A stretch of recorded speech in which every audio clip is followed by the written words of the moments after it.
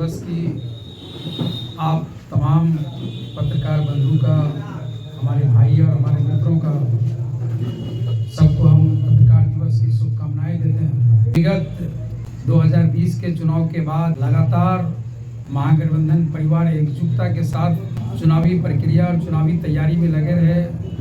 अपने संगठन को मजबूत किया हम लोगों ने, लोगों के बीच में गए। उसके बावजूद कहीं न कहीं कोई कमी रह गई थी, जिस वजह से हम लोग को सफलता नहीं मिली और चुनाव परिणाम हमारे पक्ष में नहीं आ पाया। लेकिन इतना विश्वास ज़रूर आपके माध्यम से सुपौल की जनता को हम देना चाहेंगे कि लगभग 80,000 के करीब जनता ने महागठबंधन परिवार पर, हम सब लोगों पर जो विश्वास जताया, और जिन लोगों ने हम लोगों पर विश्वास नहीं भी जताया, उनके प्रति भी हम उनका आभार प्रकट करते हैं और ये विश्वास दिलाते हैं कि आने वाले समय में जब जहाँ भी ज़रूरत पड़ेगी, सुपौल के लोगों की सेवा के लिए एक जनसेवक और सुपौल के सेवक के हैसियत से हमेशा उनके बीच में रहने का काम करूंगा। चुनाव परिणाम किस परिस्थिति में इस तरीके का आया, इस पर तो आने वाले समय में महागठबंधन पूरा परिवार मिलकर के हम लोग इस पर मंथन करेंगे।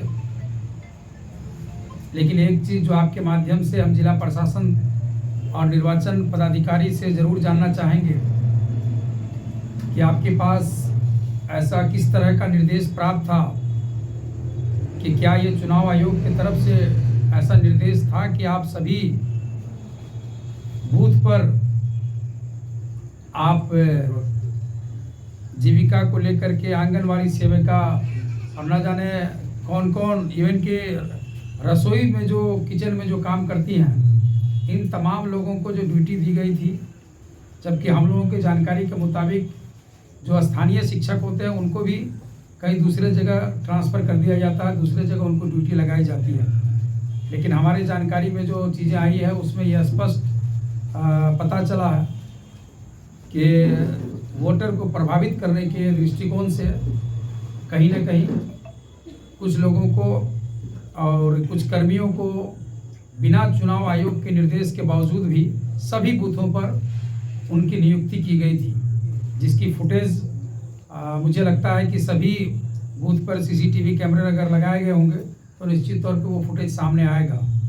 तो निर्वाचन आयोग को, निर्वाचन पदाधिकारी को इसका जवाब देना चाहिए कि अगर निर्वाचन आयोग के द्वारा इस तरीके का निर्देश प्राप्त था, फिर हम उसको सहर्ष स्वीकार करेंगे। लेकिन अगर नहीं था तो फिर किस परिस्थिति में आपने उनको लगाया था। दूसरी बात कि विगत चुनाव में भी 2020 में भी जब हम लोग चुनाव लड़ रहे थे तो हमने सुपौल के कई सारे मुद्दे को उठाया था। खास करके सुपौल के अंदर इंडस्ट्रीज़ कैसे लगे, उद्योग कैसे लगे। हमारा मुख्य मकसद है कि सुपौल का कोई भी व्यक्ति उनको कम से कम मजदूरी करने के लिए बाहर नहीं जाना पड़े। अगर कोई इंजीनियर है, कोई डॉक्टर है, अगर वो बाहर चले जाते हैं, कोई MNCs में काम करने जाते हैं तो वो एक अलग बात होती है। लेकिन सिर्फ मजदूरी करने के लिए सुपौल से बाहर ना जा सके, ये हम उम्मीद करते हैं कि आने वाले समय में ऐसा देखने को मिलेगा। हमने 2-3 चीज़ चुनाव के दौरान भी मांग किया आपके माध्यम से। हम चुने हुए प्रतिनिधि माननीय मंत्री बिहार सरकार श्री विजेंद्र प्रसाद यादव जी को शुभकामनाएं देते हैं। हम उनके स्वास्थ्य के लिए शुभकामनाएं देते हैं, उनकी लंबी उम्र की कामना करते हैं और हम उम्मीद करते हैं कि सुपौल की जनता ने जो आप पर विश्वास जताया, हम सब लोगों के विधायक आप जरूर बन कर के रहेंगे। लेकिन हमारी मांग है कि आप जितनी जल्दी हो सके सुपौल में जो आपने वायदा किया है कि हम उद्योग को लगाएंगे, तो ज़रूर यहाँ कम से कम जूट मिल हो, चीनी मिल हो, मखाना प्रोसेसिंग यूनिट हो, इन तमाम तरह के उद्योगों की स्थापना हो सके।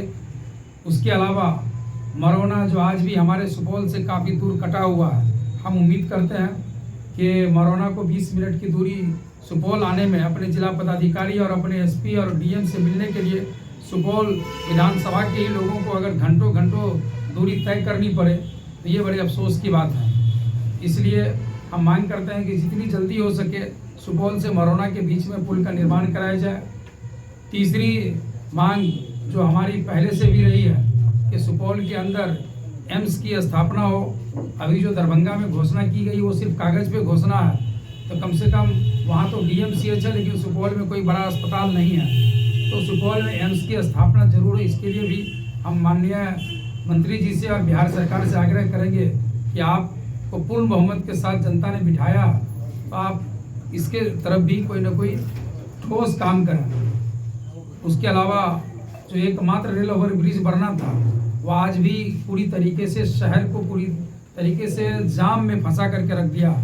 सुपौल में लगभग 10 घंटे से ज़्यादा लोग जाम में रहते हैं, जो कि बहुत ही अफसोस की बात है। इसलिए हम माननीय मंत्री जी से, बिहार सरकार से मांग करते हैं कि रेल ओवर ब्रिज का निर्माण जो है अगले 6 महीने से साल भर के अंदर कैसे पूरा किया जाए, युद्ध स्तर पर उस काम को करवाया जाए, जिससे कि दोनों तरफ जो लोग रह रहे हैं उनके तो सांस लेने में दिक्कतें आ रही है। कई परिवार ने हमसे शिकायत किया है, उनके घरों में कई सारी बीमारियां हो गई है उस वजह से।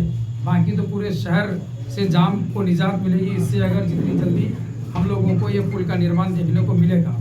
इन तमाम मुद्दों के साथ हम सकारात्मक तरीके से विपक्ष की भूमिका में पूरे अगले 5 साल तक रहेंगे। लेकिन जहाँ भी अगर हम लोगों को लगेगा कि हमारी आम जनता के साथ, हमारे कोसी के इलाके के जनता के साथ हक और हुकूक उनके छीने जा रहे हैं, तो हम लोग चुप नहीं बैठेंगे, बल्कि हम लोग उसको सड़क से लेकर के सदन में हमारी जितनी शक्ति होगी हम उन तमाम मुद्दों को उठवाएंगे और सुपौल के लिए, हमेशा के लिए सुपौल के लिए सर्वत्र निछावर करने का जो हमारा प्रयास है उस पर हम खरे उतरेंगे। देखिए, हम लोगों ने प्रयास किया कि हम जनता से किस तरीके से कनेक्ट हो सके। हमारा वोट प्रतिशत ज़रूर बढ़ा, लेकिन परिणाम हमारे पक्ष में नहीं है। और अभी तो पूरे बिहार के बारे में हमारे नेता और महागठबंधन के तमाम नेता जब बैठेंगे तो उस पर आपके सामने प्रतिक्रिया आएगी।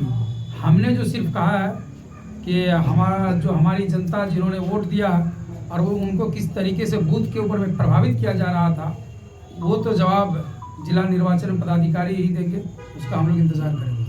वो तो एक पारिवारिक मामला है और मुझे नहीं लगता है कि इन सब चीज़ों का कोई राजनीतिक से बहुत असर पड़ता है। हर परिवार में ऊंच नीच वक्त के साथ साथ रोहिणी आचार्य जी निश्चित तौर पे हमारे माननीय तेजस्वी यादव जी की बहन है और उन्होंने बड़ी कुर्बानी दी है। ठीक है, परिवार में वो सब चलता रहता है, वो कोई बड़ी बात नहीं है। हम सब लोग शुभकामनाएं देते हैं। इंडिया गठबंधन की प्रत्याशी हमारी जी है, बगल में अटल जी है, हमारे राम सागर पासवान जी आरजेडी से हैं, विनोद यादव जी आरजेडी के अध्यक्ष हैं, प्रखंड अध्यक्ष, सुशील बाबू हैं आरजेडी के बड़े नेता हैं, प्रमोद जी हैं कांग्रेस के पिछड़ा प्रकोष्ठ के अध्यक्ष हैं, और कांग्रेस के बहुत सब जो है हमारे साथी हैं, मीडिया अध्यक्ष सोनू जी हैं।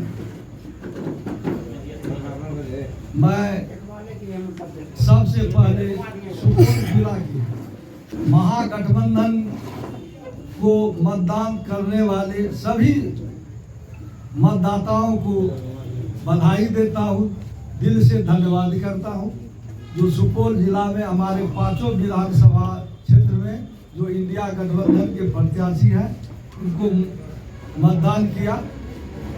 निश्चित रूप से ये जो आज हमारी जो इंडिया गठबंधन की जो बिहार में जो रिजल्ट परिणाम आया है, इसमें हम समझते हैं कि सुयोजित ढंग से ये जो है सो यहाँ के मुख्यमंत्री और भारत के प्रधानमंत्री का जो है ये और यहाँ के प्रशासन के द्वारा मुख्य रूप से जीविका दीदी के माध्यम से महिलाओं को प्रेरित कर, आपने देखा होगा कि किसी भी सभा हो, जहाँ प्रधानमंत्री की सभा हो, अमित शाह की सभा हो या मुख्यमंत्री की सभा हो, यदि पूर्णिया में सभा होती थी तो अगल बगल के जिलाओं से उनको गाड़ी मुहैया करके वहाँ पहुँचाया जाता था।